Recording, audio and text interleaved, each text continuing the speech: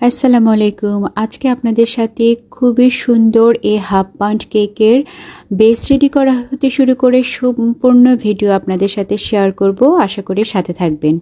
তো প্রথমে আমি এটার বেস রেডি করে নিচ্ছি। তার জন্য আমার ময়দা লাগছে 1/4 কাপ, বেকিং পাউডার লাগছে 1/4 চা চামচ, আর লবণ লাগছে 1 চিমটি। তো সবগুলো উপকরণ আমি খুব ভালোভাবে মিশিয়ে একপাশে সরিয়ে রাখছি। আর এখানে আমি ডিম নিয়ে নিয়েছি একটা, আর চিনি লাগবে 1/4 কাপ, অর্থাৎ 1 কাপের 4 ভাগের 1 ভাগ। ডিমটা প্রথমে হালকা একটু বিট করে নিব। এরপরে আমরা 2-3টা ধাপে চিনিগুলো মিক্সড করব। চিনিটা যখন সম্পূর্ণ গলে যাবে এবং একটা সাদা বেটার আমরা পাবো, তখন আমরা এর সাথে অরেঞ্জ ইমালশন মিশাবো 1/2 চা চামচ এবং তেল দিব 1 টেবিল চামচ। তো এগুলো দিয়ে আমরা বেশিক্ষণ বিট করব না, 10 সেকেন্ডের মতো বিট করে আগে থেকে চেলে রাখা শুকনো উপকরণগুলো আমরা 2 ধাপে মিশিয়ে নেব।